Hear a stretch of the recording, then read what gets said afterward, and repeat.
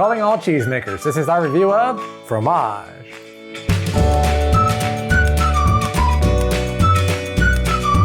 Fromage is a simultaneous worker placement game all about cheese, and I really like the unique worker placement where you have to think about when you're going to get it back. I really like the lazy Susan mechanic and how it integrates with the cheese aging theme. I'll tell you all about it after this quick how to play. Fromage is played over a series of turns, with players placing workers simultaneously each turn.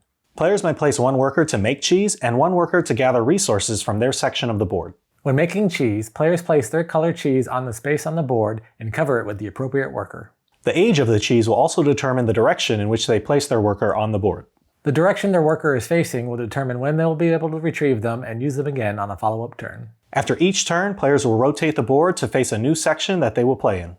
Once the player has placed their final cheese, the endgame is triggered, and the game ends after the current turn. Players add up their points from their cheeses in each section, their fruit, orders, and unused resources. The player with the most points wins. Before you run off cutting the cheese, go ahead and hit that like and subscribe button. All your likes and subscribes really help our channel age well, so thank you. Fromage, it's the cheese game. I really like cheese, I love to eat cheese. I would have never thought that I would like a game all about cheese. However, I really enjoyed this game. In fact, it made my top 10 list, Lee's as well, for 2024. If you haven't seen that video, check out the link in our description below. But what I really like about this game is the interesting mechanic with the lazy Susan. It's a worker placement, and everyone's gonna be playing simultaneously. You're gonna place your workers, and then the board actually rotates, so you play in a different section each time. And as the board rotates, you're aging your cheese, and that'll determine when you get your worker back.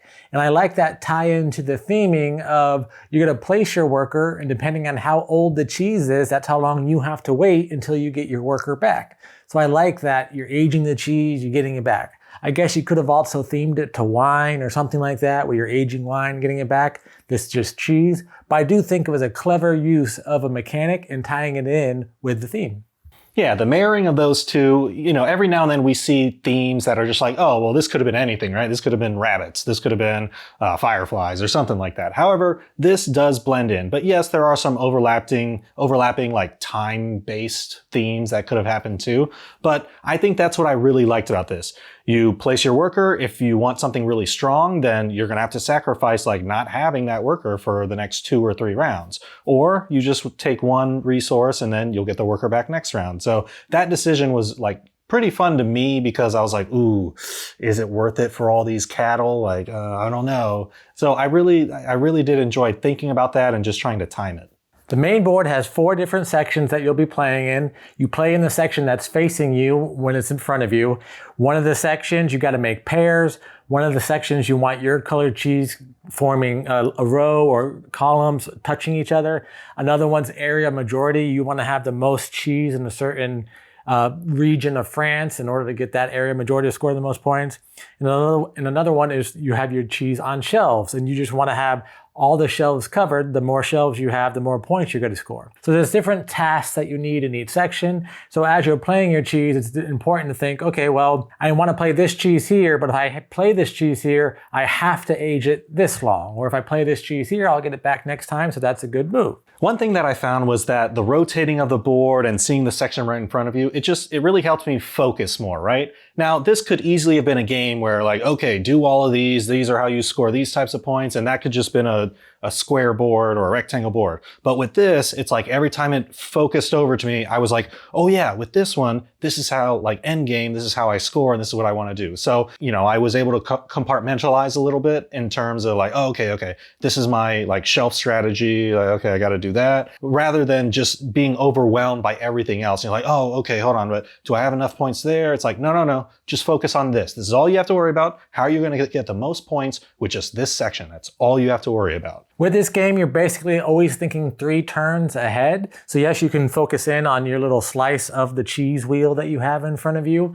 but you also want to think, all right, in 2 turns, in 3 turns, which worker am I going to need? So each worker can be either a yellow cheese, a blue cheese, or a white cheese.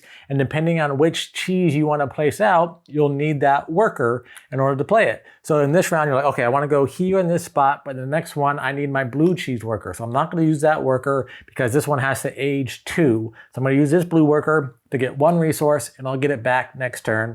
I'll use this yellow one, and I'll place it here. I'll get that back in 2 turns. So in 2 turns, I'll be 3 over. So what's that going to look like? I'm going to have my yellow worker there, and I'll have my white worker back. Will I be able to do something over there? I will? Okay. 1, 2, 3. I know my next 3 turns. I like games when you have to plan ahead, but you don't have to plan ahead so far in advance. This isn't chess. I'm not seeing 20 moves ahead. I'm not a grandmaster, that kind of thing. But I can look at my little piece of the section that I'm doing right now. I can think, all right, what am I going to do next? Does that change what I'm doing right now? And then, ooh, 1 more 3. Does that change anything? No, I'm all good. So I like that amount of thinking ahead and strategy with this game. So moving away from the main board, every player also gets their own player board. And these can be customizable too. At the very top, everyone kind of has their own different goals, or they can get different tiles of what they're working on. So you can build buildings, and it's almost like an extra spot that you can put one of your workers. And I really like that because maybe you can get, maybe not an overpowered one, but something different than the other players, and it may do well with the strategy you're doing. So that combination of just the evergreen, how everything can change, no game can be exactly the same just because inserts change, your board changes. So a lot of change can happen that kind of keeps this fresh through multiple gameplays. I think I like how the board changes and I can only have to focus on what's in front of me. So it didn't let me get into analysis paralysis too much. Yes, you can think ahead, but with it here, I knew just to focus just on that. And I really like that. One thing I like about the game is there's no set number of rounds, kind of, because it's when one player gets rid of their cheese. But some players, depending on how you use your player board, if you are able to strategize and get enough animals to get the free cheeses that you can get from your 4 free spots on your player board, you can speed up the game a little bit quicker. However, if everyone's kind of not using these and everyone's just placing 1 cheese each turn, or if someone even doesn't get to place a cheese on their turn, the game can change and it might take longer or shorter depending on how you're playing. So I like strategizing to figure out how to make the game go as quick as possible. What did you not like about the game? So not that it's a big deal or that I hated it or didn't like it. It's just the cheese theme. Like, this is one of those where I saw cheese and I judged a book by its cover. I'm like, cheese?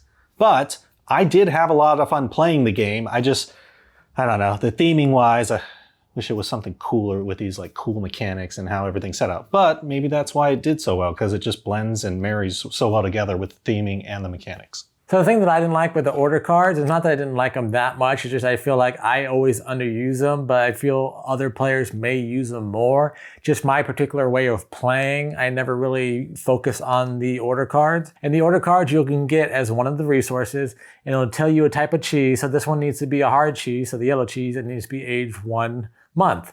So if you play a yellow cheese on a red circle or red plate or red table or red whatever, red color, then you automatically get this, and that'll be a point at the end of the game. Each number of orders that you fulfill will determine some points values that you get. So if you fulfill 1 order, you get 1 point. If you fulfill 6 orders, you get 10 points. So I could see that some players probably utilizing that strategy. I just never did. So I kind of feel like that these were kind of useless to me. And every time we got to the section with the resource where you can get orders, I knew that I was going to be placing a worker on the 1. I'd get 1 order, and if I happen to fulfill it, great. If not, it's just add it to my resource, leftover resource score at the end of the game. Otherwise, I'm going to get that worker back. So I just always kind of use that as a free parking space. Overall, I'd recommend this game. If I was scoring it on BGG, I'd probably give it an 8 or 9. I just like how the board rotates. You can focus on your one section. You don't have to think 20 moves, 50 moves ahead. And, the moves that the other players take, yeah, they can be inconvenient. Like, oh, you took my spot. But usually there's another spot where it's like, okay, I can recover from this. It's not like they shut you down completely. The theming, like I said, at first I wasn't too thrilled with it. But after playing it, I was like, okay, it's growing on me. It's aging on me. Overall, I'd recommend this game as well. Probably on Board Game Geek, I'd give it an 8. I really enjoy the mechanics and how they marry with the theme. I do feel there could be a little bit more. I don't really like the country section as much. I really don't like the orders. I think that some of those things can be tweaked with expansions, and I will look out for expansions. This is the game that I would like to see expand and have some different variety with the different sections that you can play with and all that kind of stuff, because I really like the core mechanics of the rotating board and the placing the cheese and your worker and how they turn and rotate with their age. So I would definitely recommend this game. And that was our review of Fromage. What'd you think? Is this the kind of cheesy board game you want in your collection? Let us know in the comments below. And as always, if you're enjoying our content, please like this video, subscribe to our channel. Until next time, I'm Lee. I'm Kenny, and go party like a board gamer.